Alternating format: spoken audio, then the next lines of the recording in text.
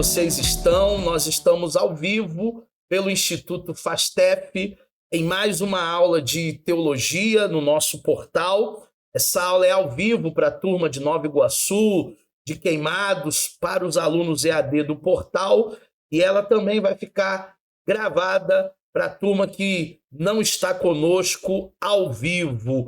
Hoje nós vamos falar sobre ética cristã. E nós estamos vivendo uma crise ética. Uma crise ética que, para mim, é o reflexo da sociedade. Eu não sei se o Luciano ele vai conversar, ele vai estar de acordo comigo, mas a igreja ela é um reflexo da sociedade.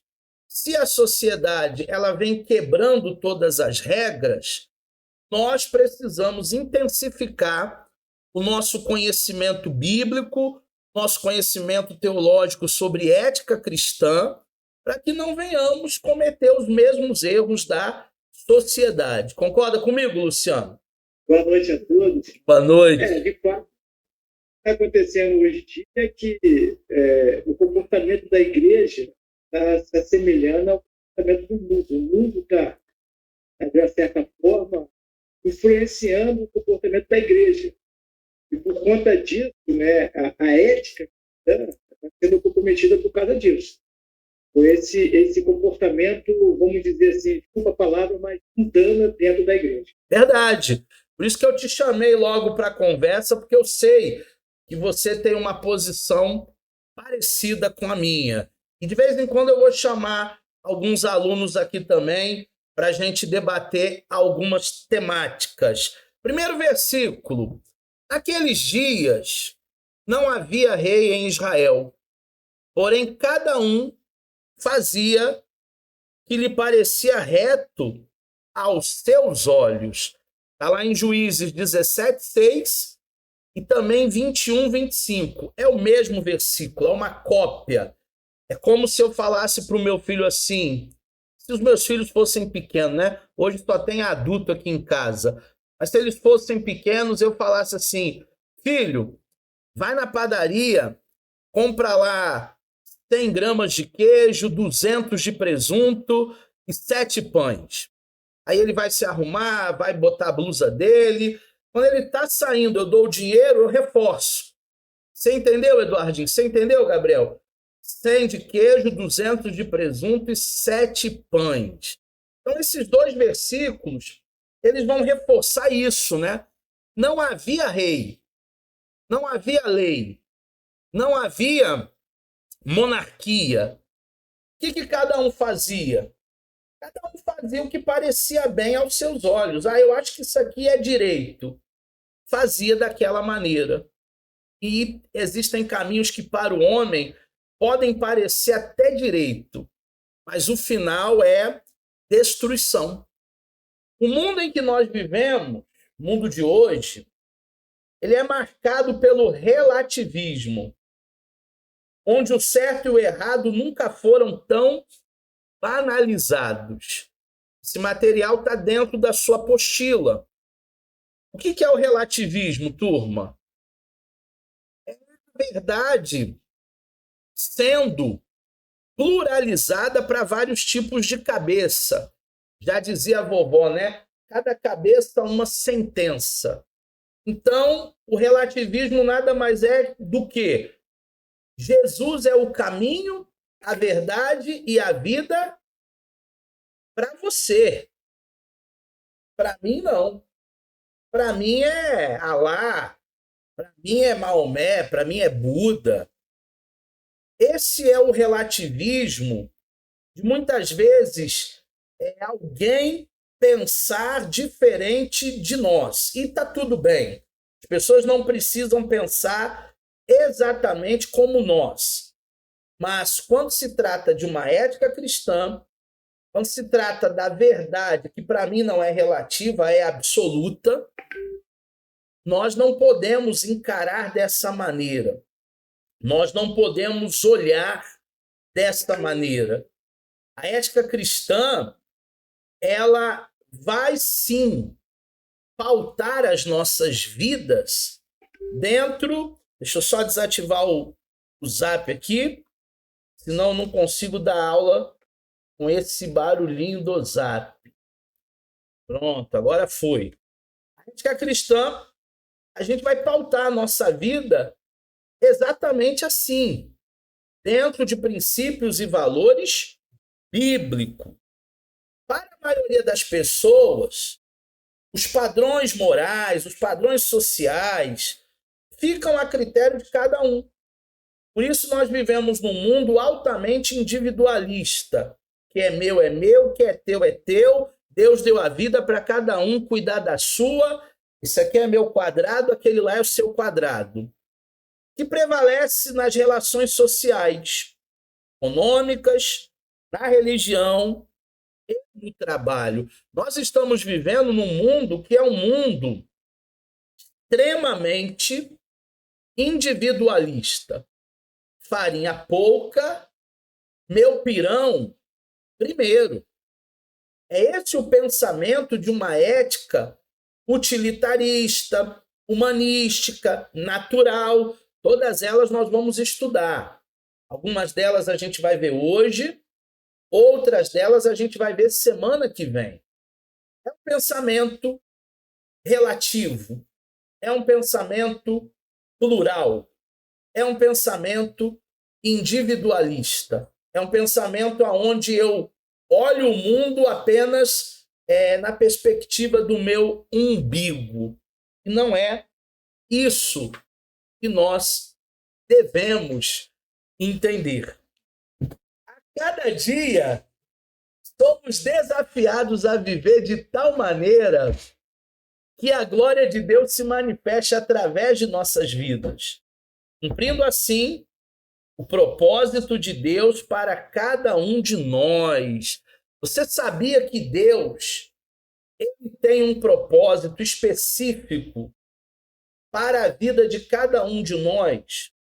Eu mesmo tenho orado a Deus há algum tempo, alguns meses eu tenho orado a Deus para que Deus ele cumpra o propósito dele na minha vida e não mais aquilo que eu quero. O próprio apóstolo Paulo ensinou isso, né? Viver é lucro, morrer é Cristo. Muitas vezes, a gente acaba nessa correria, nesse capitalismo, nesse ir para lá, ir para cá, trabalhar, ganhar dinheiro, a gente acaba tendo as nossas próprias pautas. E a gente não se preocupa muitas vezes de perguntar para Deus se é da sua vontade, se é do seu querer, se Deus está no negócio, se é um propósito divino aquilo acontecer na minha vida naquele momento. Gente, todos nós temos que cumprir um propósito divino. Ah, professor, mas e as nossas decisões? Todos nós tomamos decisões diariamente. Na realidade, dezenas de divisões. Nós fazemos escolhas, nós optamos, vou por aqui, vou por ali, nós resolvemos. Agora mesmo, nós determinamos aquilo que tem a ver com a nossa vida individual. Agora mesmo eu estava conversando com o Gabriel. Ele passou para algumas faculdades de medicina. Ele passou em primeiro lugar para Porto Alegre, acho que em terceiro lugar para Sorocaba, e em primeiro lugar aqui para São José dos Campos, onde nós estamos hoje. Ele passou para a UF, aí em Niterói, e aí eu estava conversando com ele sobre essas opções, essas decisões, estar ou não estar dentro de um direcionamento, dentro de um propósito divino, que às vezes o meu querer não é o querer de Deus. E no meu pensamento individualista, eu tomo minhas decisões, eu não consulto a Deus, e aí quando dá tudo errado, eu ainda quero culpar a Ele. Nós precisamos entender que existe um propósito. A vida da empresa, a vida da igreja, a vida da nossa família, enfim, a vida de nossos semelhantes. Não é que Deus ele se responsabiliza por tudo, inclusive as nossas próprias decisões. Nós precisamos ter autorresponsabilidade para, de fato, tomar as decisões cabíveis. Mas precisamos encaixar as nossas decisões ao propósito maior, que é o propósito de Deus. Não para responsabilizar Deus. Deus, eu fui para lá, deu tudo errado, hein? O Senhor que mandou. Não, não é isso. A autorresponsabilidade continua em nós, mas nós precisamos alinhar a nossa vida a esse propósito. Ninguém faz isso no vácuo. Antigamente pensava-se que era possível pronunciar-se sobre um determinado assunto de forma inteiramente objetiva. Antigamente a gente tinha uma cabeça mais objetiva, né? Os nossos pais eram mais preto no branco. Eles não viam as nuances do preto e o branco. Eles não viam os tons de cinza, digamos assim. Isto é, isenta de quaisquer pré-concepções ou qualquer pré-convicções. Hoje, sabe-se que nem mesmo na área das chamadas ciências exatas é possível fazer uma pesquisa sem sermos influenciados por aquilo que somos, por aquilo que cremos, por aquilo que desejamos, por aquilo que objetivamos e por aquilo que vivemos. O que é isso, professor? Influência. A religião é influenciada pela sociedade e a sociedade influencia a religião, ou vice-versa. A sociedade é influenciada pela religião e a religião se deixa influenciar pela sociedade nessa via de mão dupla. Por que o Brasil ainda não aprovou uma lei de aborto? Muitas vezes tramita no Congresso lá a lei para a legalização do aborto. Por que isso não passou ainda? E provavelmente não vai passar. Porque o país é um país cristão. Somando os católicos e os evangélicos, nós somos a maioria. 70%, 80% da população é cristã. Então, pautados numa ética cristã, já não é mais algo objetivo, mas também é algo subjetivo, porque nós trazemos uma carga, nós trazemos um pressuposto, nós trazemos convicções que são nossas próprias convicções. Por que o senhor não bebe cerveja? Hoje mesmo, o corretor de imóveis disse para mim, almoça em tal lugar porque lá tem um chopinho que você vai adorar. Ele deve ter visto minha barriga, né? Ele achou que era barriga de chope. Mas por que eu não bebo um chopinho? Porque não faz parte da minha pré-concepção. Não faz parte da minha ética, não faz parte do meu ethos. Eu sou cristão. Eu brinco com os meus filhos aí que eu sou nazireu. Que o nazireu está meio desviado, né? Passou a navalha na cabeça. Mas eu brinco. Luciano está rindo lá. Eu sou nazireu, eu sou separado. Existem ambientes, existem coisas que eu não irei participar. Então, essas decisões nossas, elas são subjetivamente influenciadas ou pela religião, ou por aquilo que nós cremos, ou pelo ambiente. Emily Durkheim dizia que o homem ele é produto do meio. Quanto mais você convive em determinado lugar, mais você assimila os costumes, a cultura daquele lugar. As decisões que tomamos são invariavelmente influenciadas pelo horizonte do nosso próprio mundo individual e social. Ao elegermos uma determinada solução em detrimento da outra, nós fazemos baseado num padrão, num conjunto de valores. que acreditamos ser certo ou errado. E esse conjunto de valores, turma, que nós acreditamos ser certo ou errado, é o que nós chamamos de ética. O que é a ética? A ética nada mais é do que essa noção do certo e do errado. Essa noção de que algo é certo, é bom para mim, ou que algo é errado, é cilada para mim, é o que nós chamamos de ética. Tem a ver com as tuas decisões, tem a ver com o que você faz diariamente. Até aqui tudo bem? Alguém quer falar? Helenice, Jane, Sila, Reinaldo, Jaqueline, Joelma, Charles, Luciano. Eu ia te chamar de Patrícia, Carlos. Alguém quer falar? Todo mundo está entendendo o que eu estou falando até aqui, nesse primeiro momento introdutório? Sim ou não? Posso continuar? Se vocês quiserem falar, Jaqueline já está craque, né? Só levantar a mãozinha aí.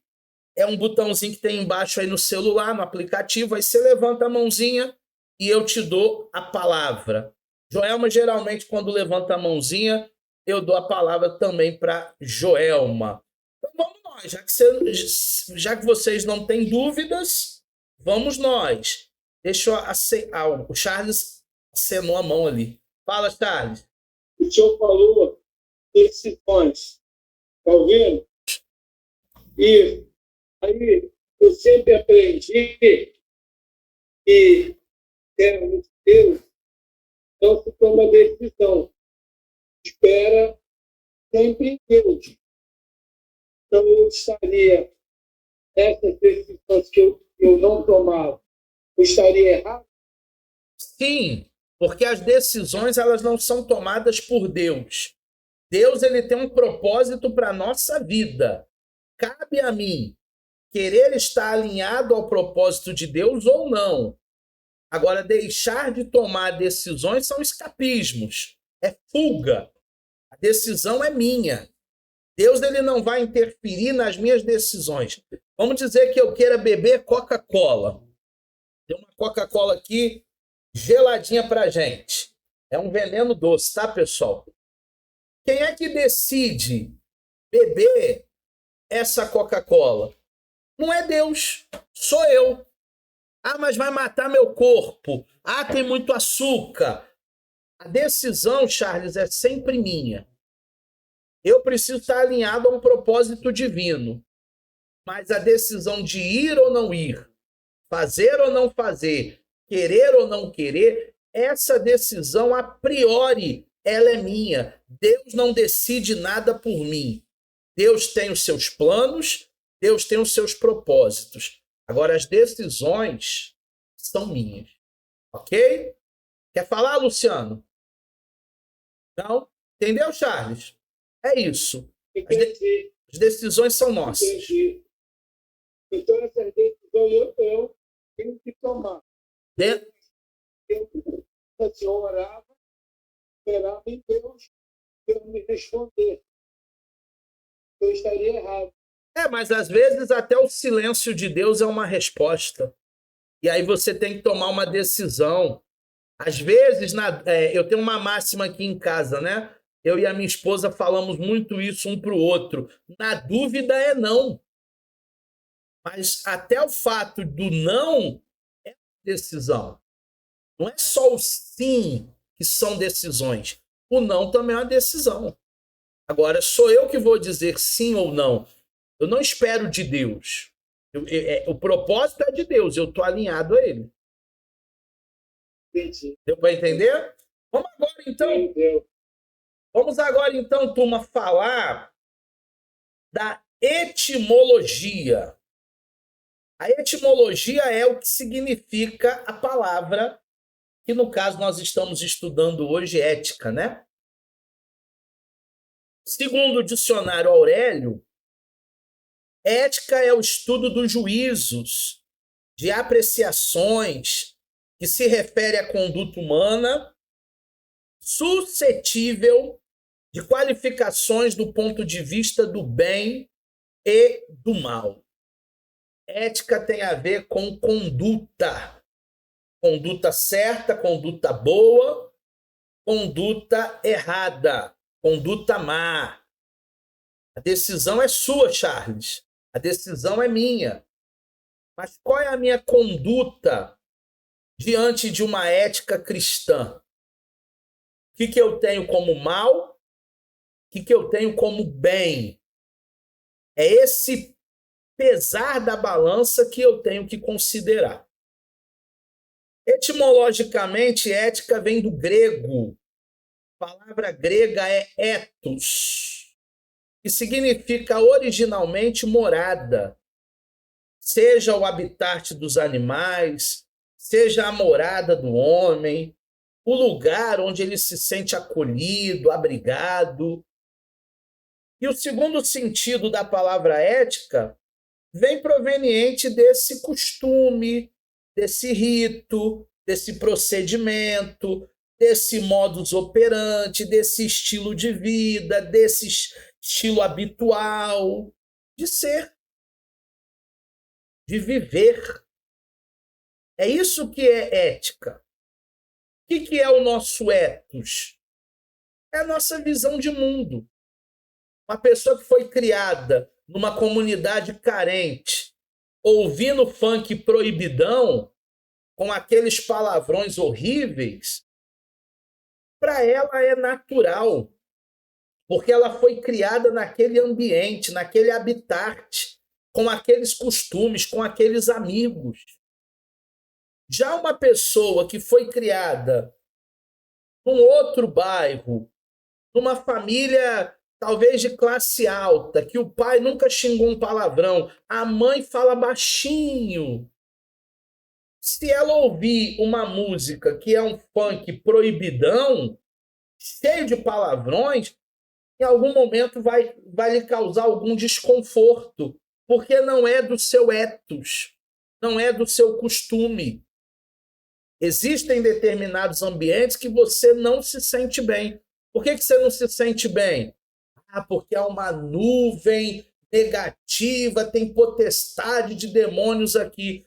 Talvez até sim, mas na maioria das vezes são ambientes, são lugares aonde o teu ethos, o seu costume, o teu habitat não dá match, não é legal. Você sente que naquele lugar você está meio que deslocado. Faz parte da tua conduta. Deu para entender? Sim?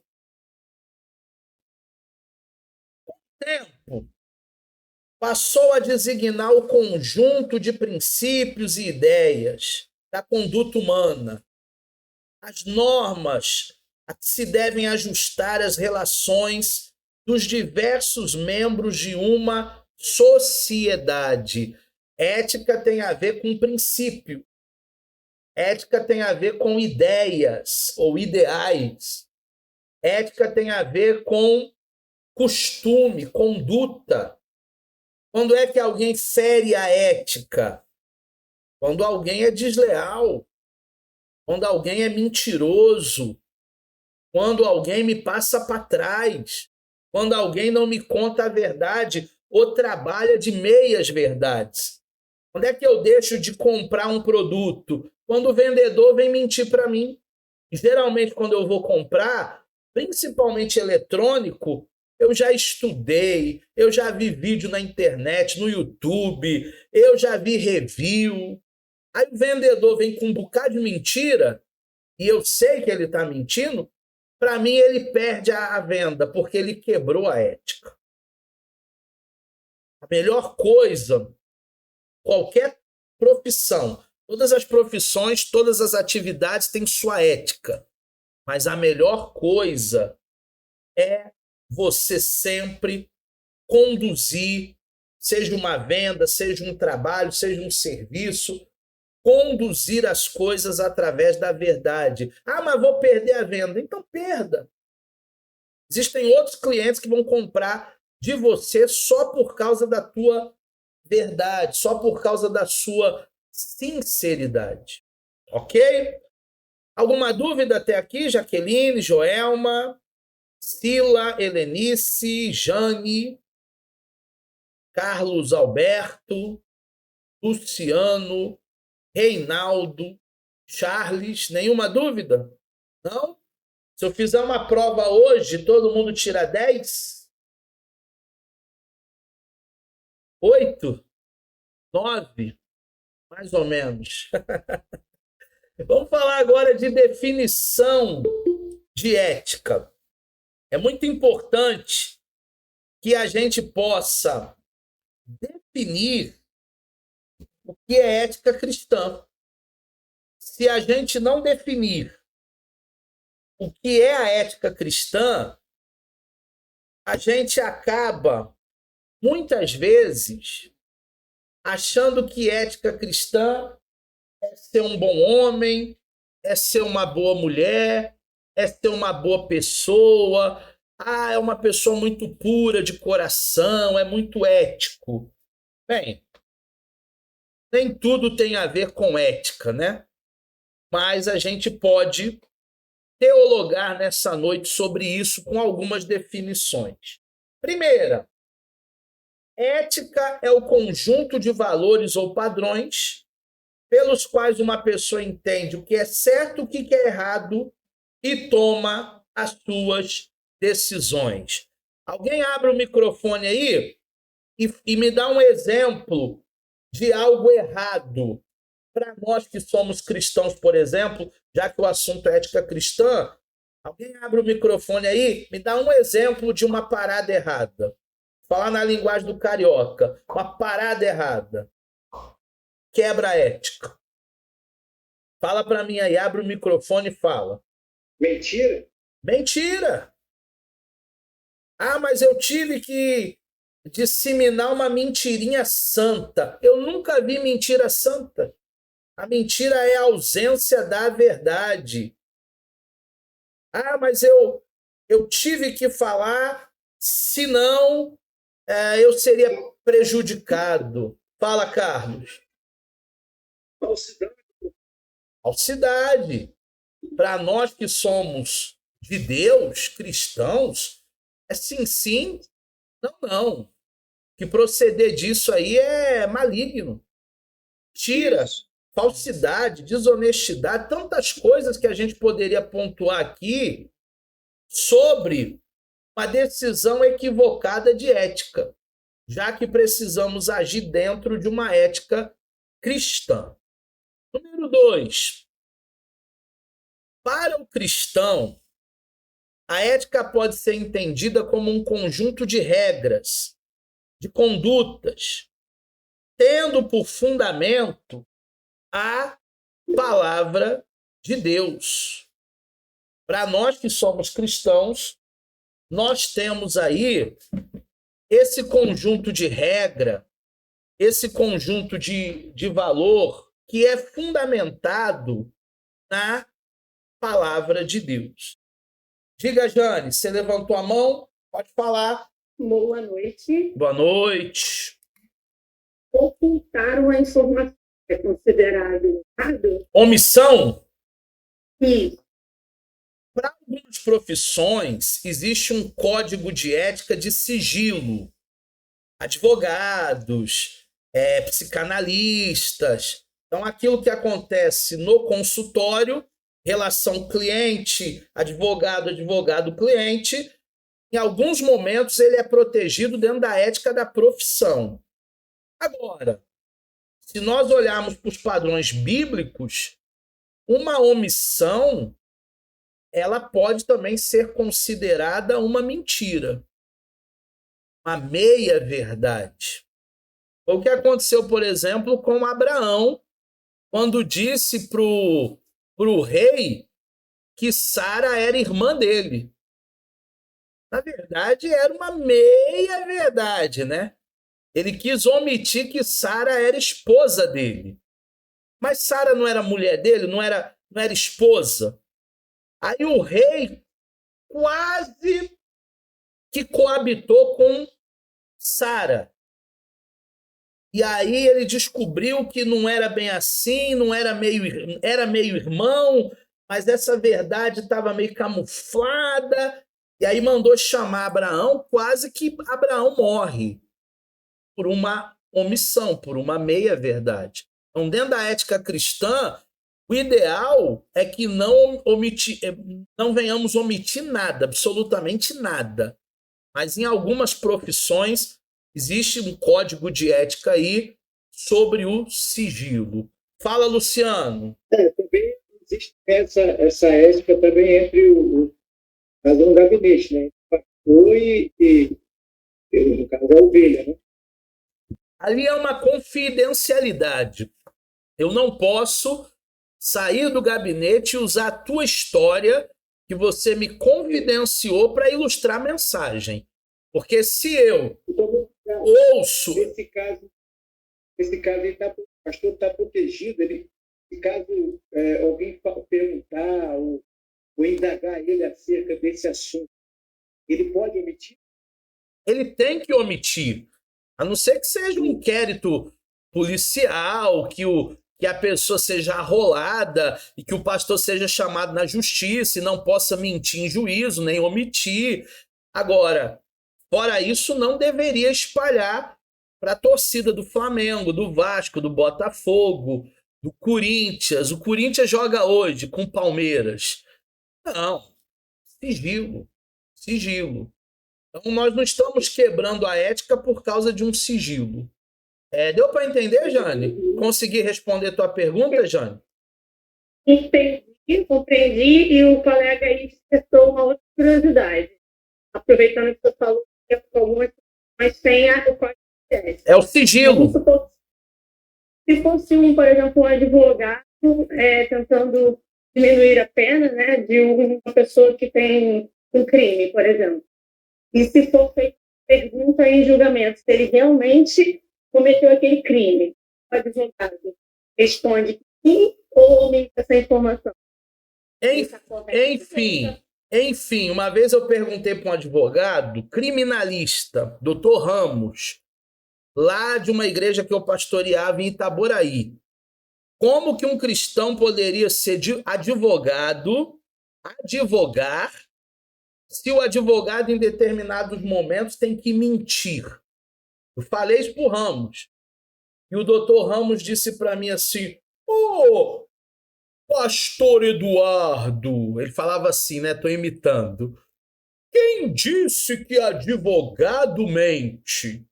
Advogado inventa a verdade. Mas inventar a verdade não é um relativismo para a mentira, um fato que não aconteceu e eu quero atenuar com uma verdade inventada? Então, existem profissões que, apesar do seu código de ética, e todo criminoso tem direito à defesa. Todo ser humano tem direito à defesa, mesmo você sabendo como advogado que ele cometeu o crime. Mas, dentro de um código de ética cristã, existem momentos que você vai ter que renunciar àquele dinheiro, àquele trabalho, abrir mão, porque não faz parte do teu ethos. Hoje mesmo eu estava conversando com um amigo meu, ele é até pastor, ele é até cantor, ele está aqui no estado de São Paulo, e aí ele estava trabalhando aqui no estado de São Paulo para uma pessoa muito conhecida aí, a nível talvez de Brasil, e que se enveredou para a carreira política. E depois que acabou a campanha política, eu já não mais o vi com essa pessoa. Essa pessoa ganhou, foi um dos candidatos aí mais votados do estado aqui de São Paulo. E aí eu perguntei para ele hoje, eu pensei até que você estava trabalhando com essa pessoa, que você ajudou lá na política. E aí ele disse para mim, não dá. O ambiente político de Câmara, de Alerj, não dá. Iria quebrar todos os padrões éticos. e eu continuo sendo cristão. Eu ia ganhar bem. Eu ia ter um emprego aí de 4 anos. Mas para mim não dá. Eu teria que entristecer a Deus em algumas coisas por um salário bom. Então tem muito a ver com o teu ethos, Jane. Tem muito a ver com a tua percepção, com a tua visão de mundo e com a tua construção. Ok? Tudo bem até aqui, turma boa? Mais alguém quer falar? A aula boa é assim, quando vocês participam, vocês perguntam, dessa maneira que fica legal. Número 3. Ética, em seu sentido mais amplo, pode ser definida como a sensibilização da consciência humana por certos valores, pelo que considera como valor. Esses valores podem ser representados por normas, as quais são relativas e culturais, em formulação. Como assim, professor Eduardo? Relativa. O senhor não falou que o relativismo não faz parte da ética cristã? É relativo dentro de uma cultura regional.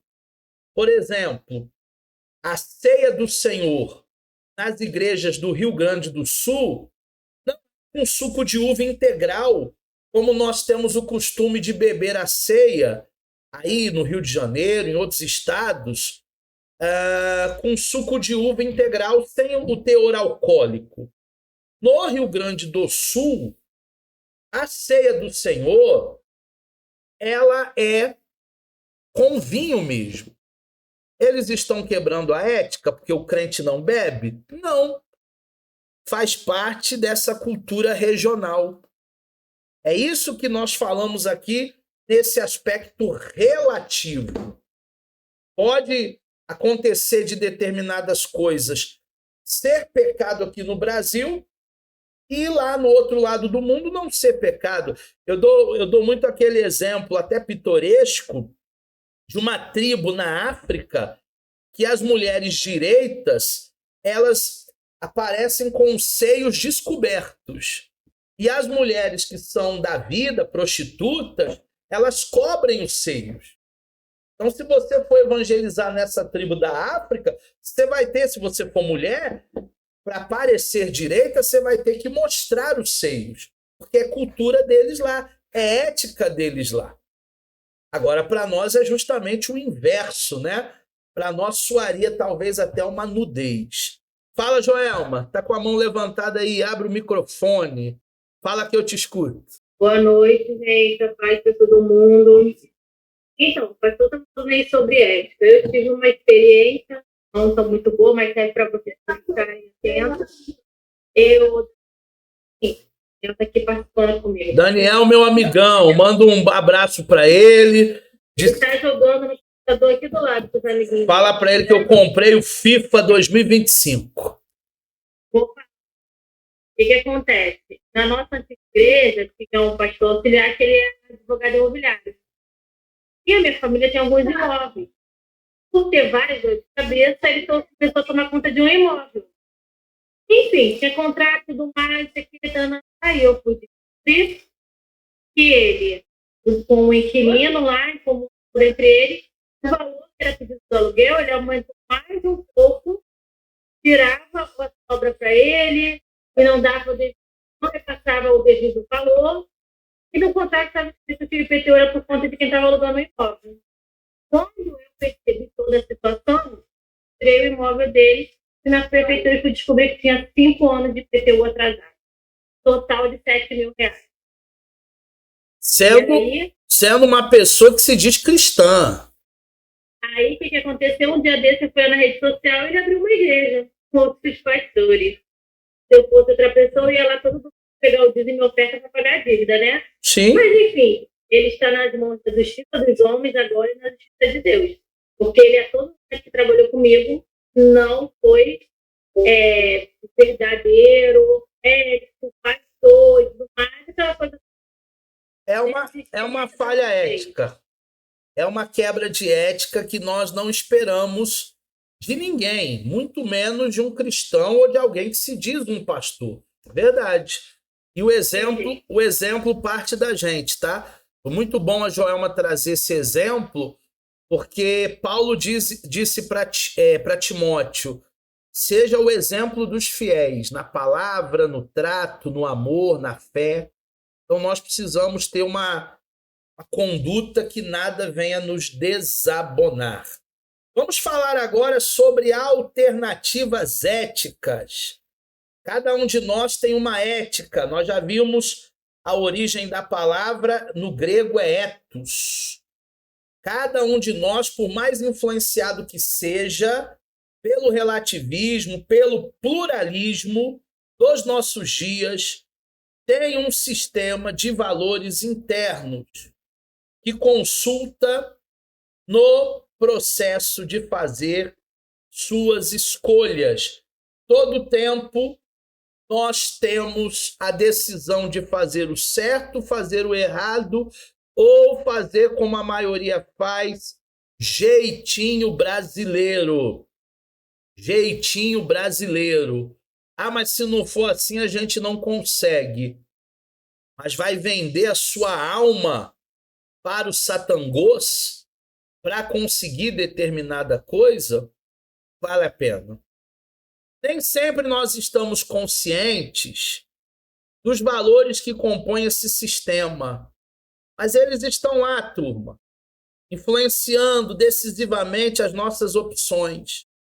Os estudiosos desse assunto geralmente agrupam as alternativas éticas de acordo com o seu princípio orientador fundamental. As principais são a ética humanística, a ética natural e a ética religiosa. Hoje, a gente vai falar dessa primeira, humanística. E a semana que vem, nesse mesmo horário, a gente vai falar da natural e da religiosa. Combinado? Hoje a gente vai falar da humanística, seus desdobramentos. Na próxima aula, a gente vai falar da aula natural, da ética natural e também da ética religiosa. Começando, então, pelas éticas humanísticas, são aquelas que tomam o ser humano como a medida de todas as coisas. Seguindo o conhecimento do axioma do antigo pensador sofista Protágoras, Protágoras nasceu em 485 e ele morreu em 410 a.C. Lembrando que as datas antes de Cristo eram retroativas.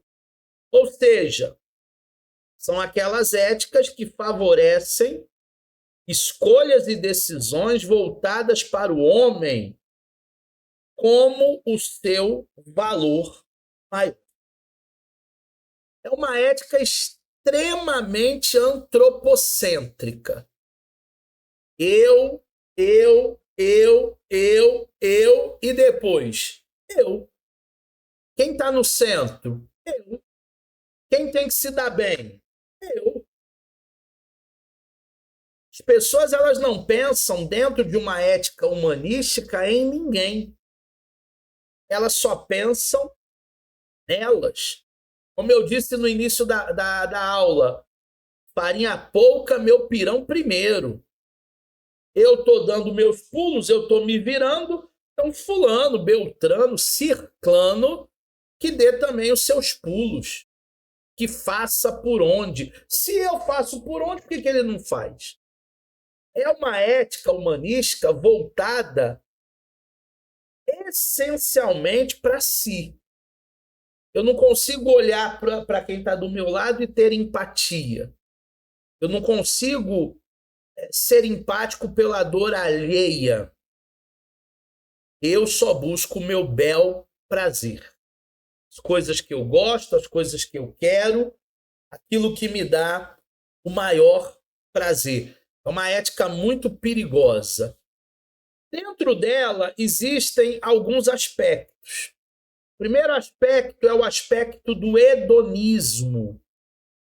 se você nunca ouviu falar do hedonismo, ele é um sistema que ensina que aquilo que é certo é aquilo que é agradável.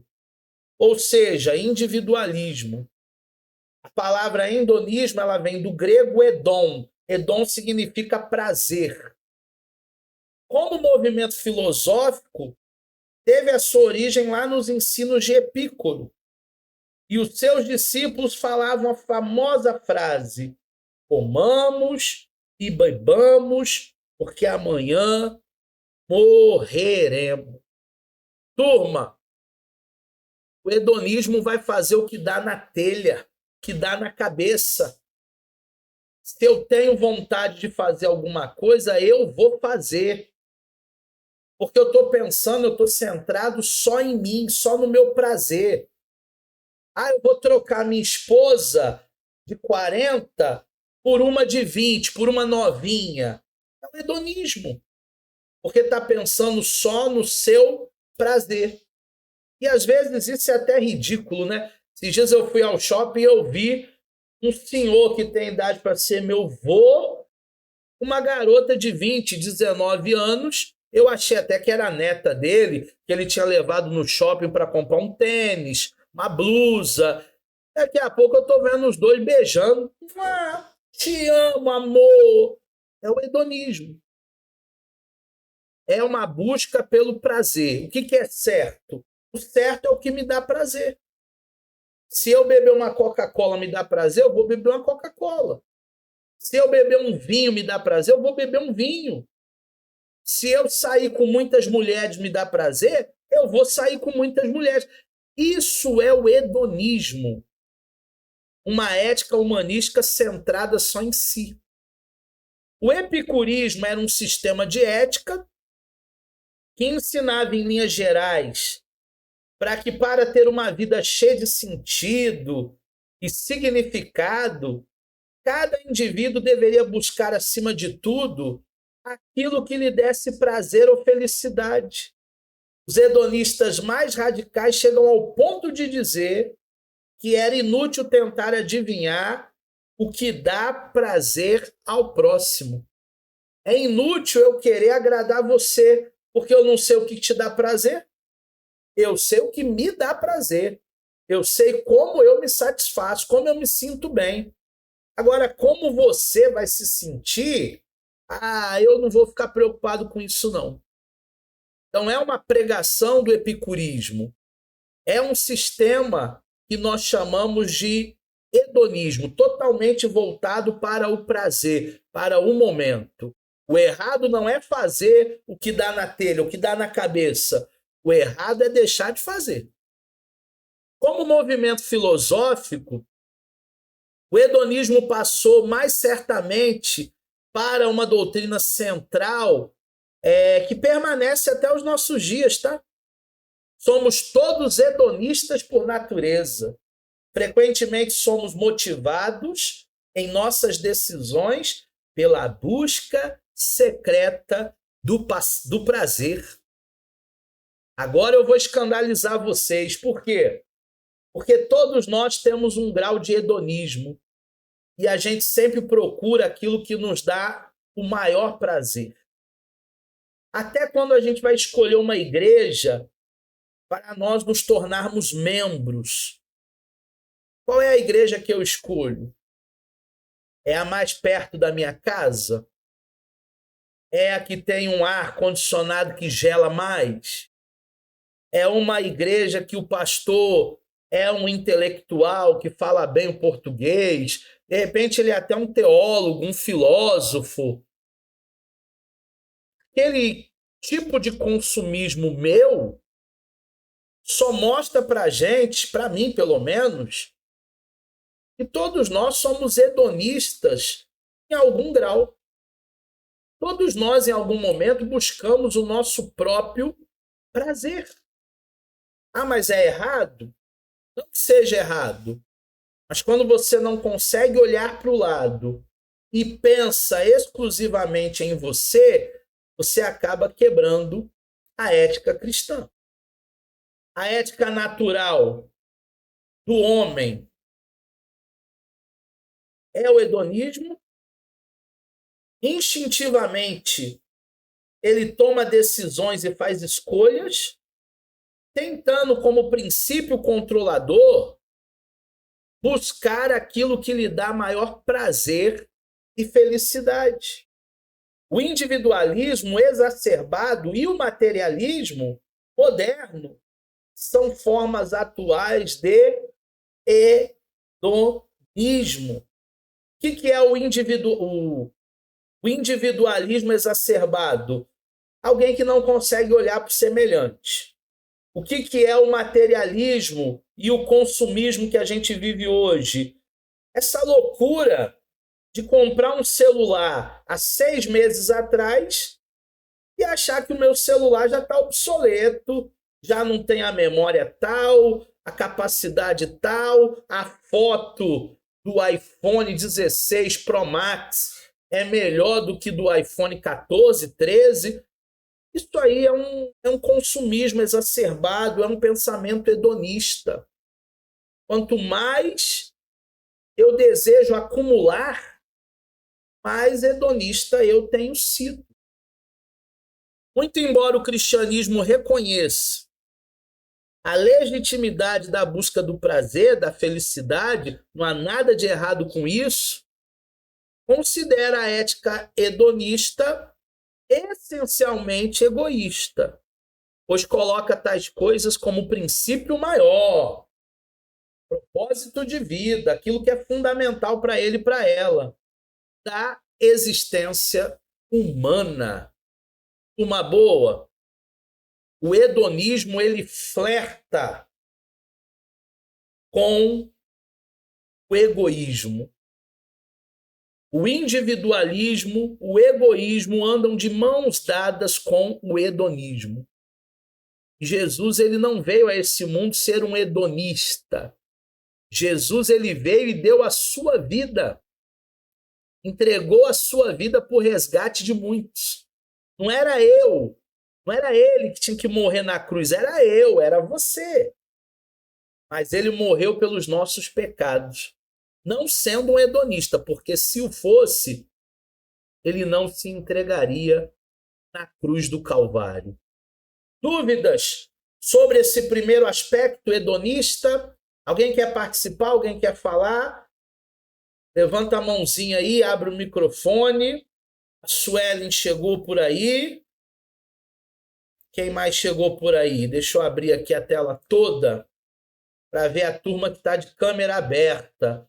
Até Reinaldo está dirigindo, está no trânsito lá, mas está de câmera aberta. A Jaqueline, a Sila, a Helenice, a Jane, a Joelma, o Carlos e a Suelen chegou por aí também. Acho que o Maicon chegou por aí também, junto com a Suelen. Já que vocês não têm dúvidas, vou continuar.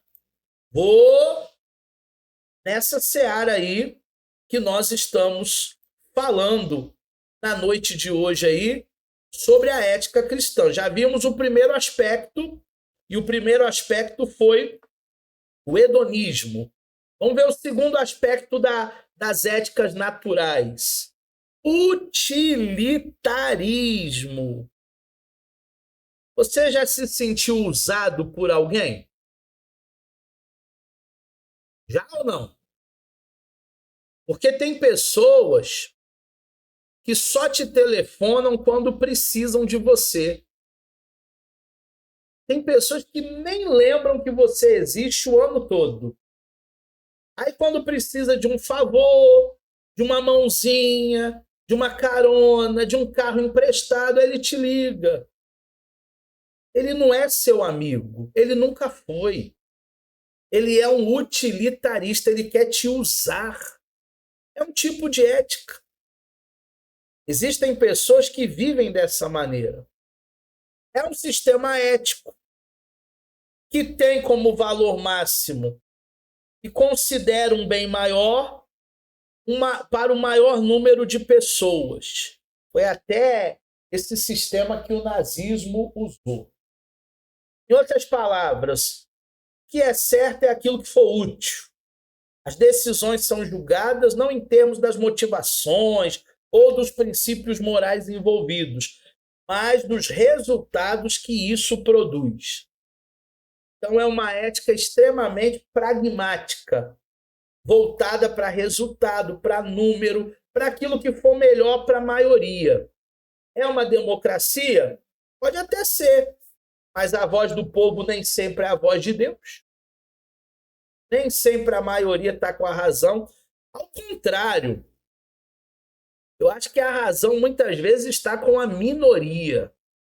Tinha um programa do Silvio Santos que eu gostava muito, e aí eu vou entregar a minha idade, né? Década de 90, que acho que o nome do programa era Tentação, se eu não me engano. Ele fazia um jogo de perguntas e as respostas para aquelas perguntas, geralmente ele passava um vídeo, a resposta daquela pergunta eram 3 portas. Uma porta estava com a resposta certa e o pessoal que entrasse naquela porta continuava no programa. E as outras 2 portas eram respostas erradas. Eu achava muito engraçado quando alguém estava sozinho na resposta certa, só que ele percebia que a maioria foi numa porta errada. E ele ficava na dúvida, né? Sabe quando você tem aquela dúvida, tá, tô certo, mas tô indo na contramão. E aí tinha gente que perdia o programa porque saía da porta certa e ia para a porta errada onde tinha um montão de gente. Gente, nem sempre a maioria está com a razão. O utilitarismo, ele prega que o que for melhor para a maioria é o melhor. E geralmente não é. Esse sistema ético tem essa premissa. Esse sistema ético tem esse valor. Fala, Luciano. Talvez seja isso que está acontecendo no nosso meio. Né? Sem dúvida. Porque que está trazendo um resultado bom, trazendo pessoas, né, público maior, vendo, é o que está sendo usado no nosso meio hoje. Né? É uma ética utilitarista. Utilitarista, né? Porque acaba desenvolvendo uma situação que muitas vezes não leva em conta a escritura sagrada, não leva em conta a interpretação do texto, mas leva em conta aquilo que está sendo bom, né? Agradável, ouvido. Exatamente. Por isso que a gente vê aí muitas igrejas que parecem mais empresas em nome do utilitarismo, do vendável, do agradável. Então, você foi no cerne, Luciano. Você falou ali exatamente o que eu penso. Se uma escolha produz felicidade para as pessoas, então essa escolha é correta. Os principais proponentes da ética utilitarista foram os filósofos Jeremy Bentham, John Stuart. E essa ética utilitarista ela pode parecer estar alinhada até com o ensino cristão, de buscarmos o bem das pessoas. Olha como é fácil você iludir um grupo. Porque você faz todo um discurso de que você está buscando o bem da maioria. Quando, na verdade, esse bem não é bem, né? É utilitário. É para carregar o maior número de pessoas. Sabe quando você pega uma van que cabe 15 pessoas e o motorista da van coloca 17, coloca 18, até o cobrador vai em pé? É utilitarismo. Quanto mais gente eu colocar para dentro, mais dinheiro de passagem eu vou ganhar. Ainda que eles vão em pé, um no colo do outro, e vão em alta velocidade para chegar rápido no lugar e já voltar com outra lotada. Utilitarismo. O que é certo é aquilo que beneficiar a maioria ou que a maioria quiser como princípio de prazer. Ela chega até a ensinar que cada indivíduo deve sacrificar o seu prazer pela coletividade. Tem que sacrificar o seu eu pela coletividade, pelo bem maior. Ao contrário do hedonismo, né, que só pensa nele. Entretanto, ela é perigosamente relativa. Quem vai determinar o que é bem ou o que é o bem da maioria? Os nazistas, por exemplo, dizimaram milhões de judeus em nome do bem da humanidade. Porque Hitler queria uma raça pura. Então, em nome da coletividade, ele matou 6 milhões de judeus. Gente, isso é o utilitarismo. E nós não podemos, de maneira nenhuma, ser pego por esse sistema, ser ludibriado por esse sofisma. Antes deles, já era popular o adágio: o fim justifica os meios. O perigo do utilitarismo é que ele transforma uma ética simplesmente num pragmatismo frio e impessoal. Decisões certas são aquelas que produzem soluções, resultado, número, planilha de muita gente. No nosso caso aí, cultos lotados. Quanto mais lotado o culto, melhor, dentro de uma ética utilitarista. Gente, o que é utilitarismo é aquilo que dá maior lucro. Aí eu preciso, para ter o maior lucro, mandar embora 50 pessoas da minha empresa esse mês. 50 chefes de família. 50 famílias que vão ficar desempregadas. Ah, manda embora. É o melhor para a empresa. Se não fizer isso, a empresa quebra. Manda embora. Se alguém tiver acordo aí, faz acordo. Se não quiser o acordo, vai brigar na justiça. Vai esperar aí anos para receber. Utilitarismo. Quando eu penso só na empresa ou no coletivo, eu acabo acreditando nesse sistema que é até um sofisma. Pessoas influenciadas pelo utilitarismo escolherão soluções simplesmente porque elas funcionam, sem indagar se essas decisões são corretas ou não. Utilitaristas enfatizam o método em detrimento ao conteúdo. Eles não querem saber como. Ou melhor, eles querem, né? Saber como. Eles não querem saber o porquê. Ah, não mexe nisso não, é dogma. Meu pai fazia assim, meu avô fazia assim, meu bisavô fazia assim. A religião ensinou a gente assim. Time que está ganhando não se mexe. Não entra nessa seara, não questione, não discuta. Não seja um crítico ferrenho.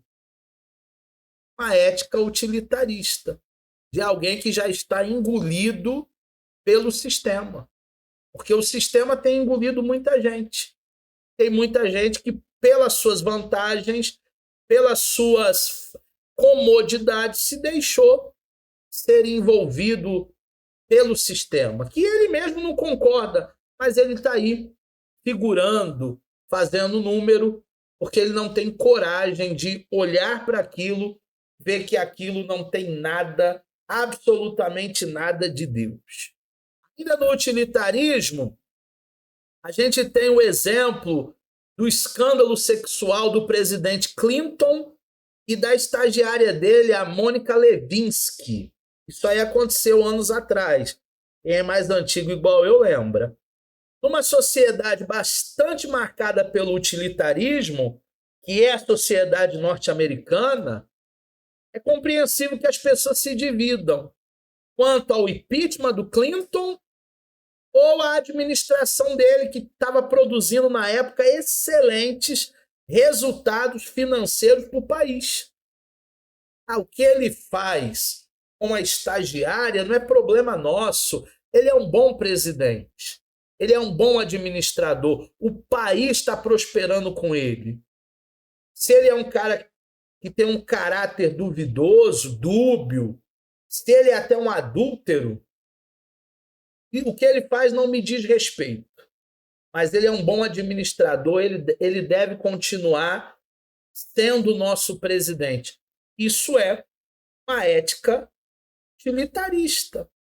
há uns 2 anos atrás, mais ou menos, teve um grande pastor na zona oeste, zona norte do Rio, que também teve um escândalo como esse, quando apareceu um filho dele aí fora do casamento, um bastardo, de 10 anos. E aí, no primeiro momento, ele mentiu, disse que não era filho dele nada, que podia fazer o DNA. Fizeram o DNA, o filho é dele. A esposa dele não se incomodou, continuou casada com ele. E a igreja estava cogitando de mantê-lo no sacerdócio, porque ele era um ótimo pastor, um ótimo líder. Porque separar o pastor, tirar o pastor da presidência, da administração da nossa igreja, se a igreja tem crescido, todo ano ele faz lá o Natal na Cinelândia, lá sem fome. Ele é um ótimo pastor, ele é um querido, mas ele tem um problema ético. E aí, ainda bem que alguém lúcido, né, na igreja o afastou, depois teve novas eleições lá e hoje quem pastoreia aquela comunidade não é mais o dito cujo. Mas você vê o que é uma ética utilitarista. Se ele traiu a esposa dele, o problema é dele. Ele é um bom pastor, ele deve continuar como nosso pastor. A quebra de ética cristã. Alguém quer falar? Levantemos a mãozinha, abrimos o microfone. Jaqueline, Jane, Helenice, Charles, Carlos, Luciano, Reinaldo, Sila. Mais alguém que eu esqueci, acho que é a Sueli. Não querem falar, não? Então eu vou continuar. Sempre eu dou a palavra para vocês, é só levantar a mãozinha. Terceiro aspecto, turma.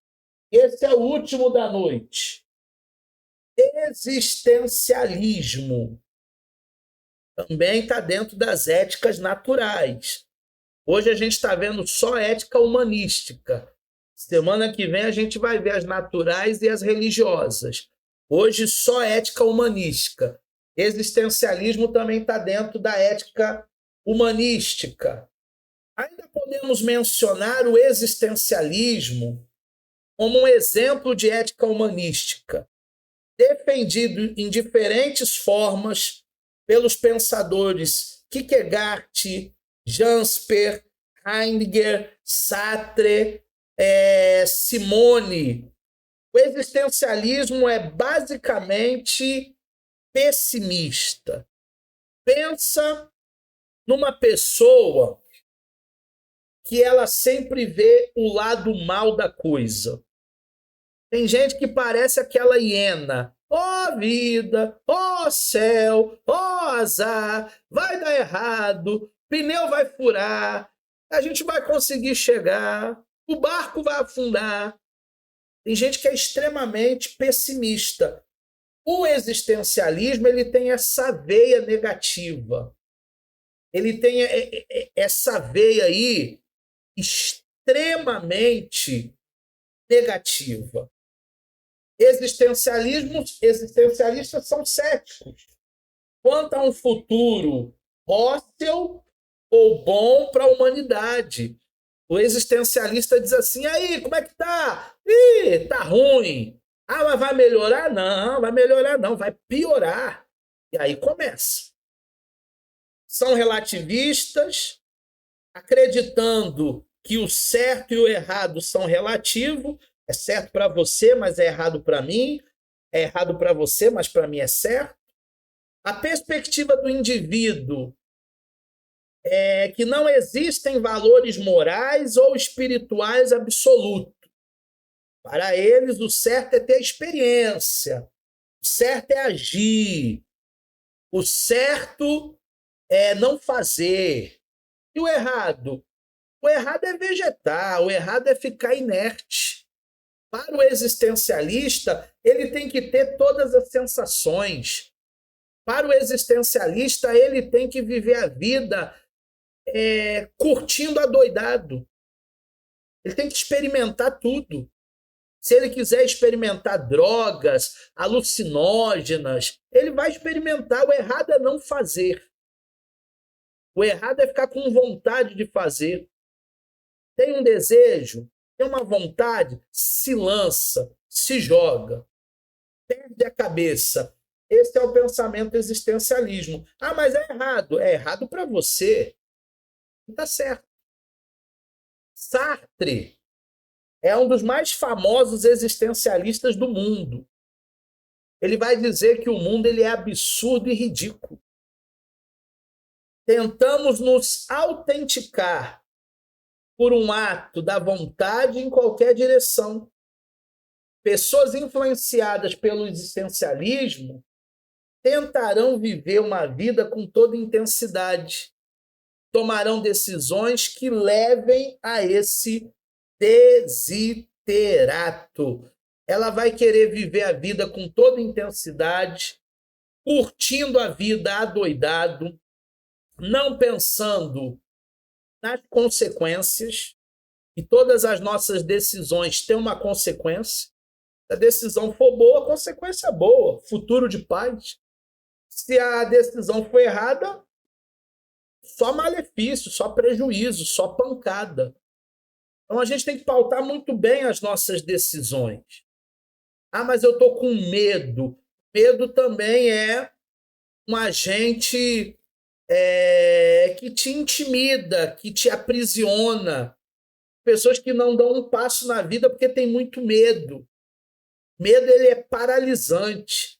Eu, graças a Deus, eu nunca tive medo de precisar agir na hora certa, no momento certo, com a direção de Deus. Mas se tem que fazer, vamos fazer.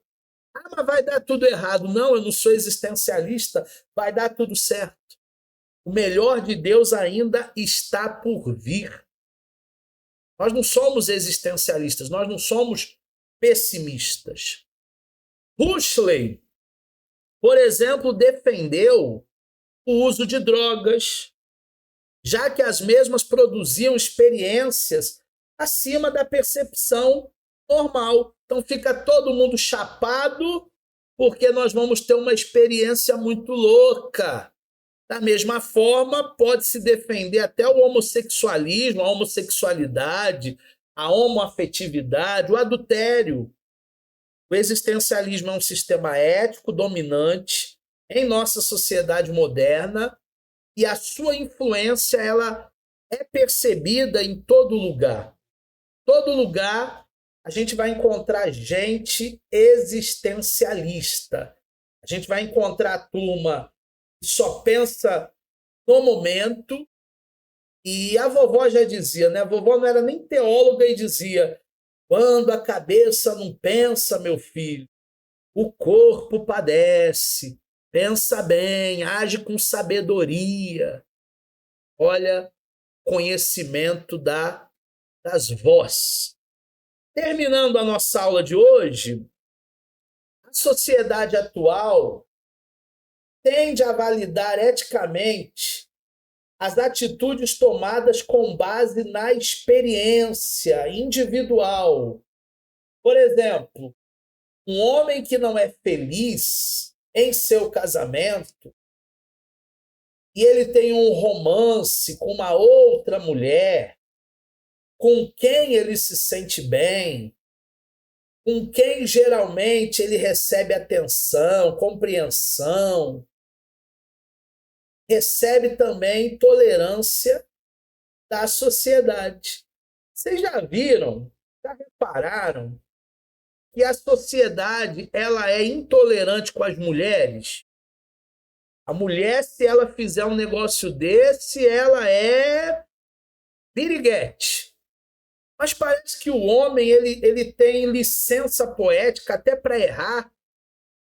O homem, quando faz besteira, principalmente nesse lado aí afetivo, sexual, não, ele é homem, ele tem as necessidades dele fisiológicas. Sabe como é que é homem, né? Mas a mesma necessidade fisiológica que o homem tem, a mulher tem. O mesmo desejo, a mesma atração, a mesma tentação, masculino e feminino sofrem, passam. Somos pessoas sujeitas às mesmas paixões. Até Jesus, o Filho de Deus encarnado, sentiu o que nós sentimos na pele. Então, o existencialismo vai dizer que tem que ter todas as experiências e tem que validar todas as suas vontades. Dentro da ética cristã, a gente não vê assim. E a gente começa a desconstruir todos os tipos de éticas humanísticas. Tanto o hedonismo, prazer a qualquer custo, tanto o utilitarismo, vale o que podemos beneficiar a maioria, tanto também o existencialismo, que por parte é pessimista, mas que também valoriza essa individualidade no sentido de experiência. Chegamos ao final da nossa aula de hoje. Aqui estão as minhas redes sociais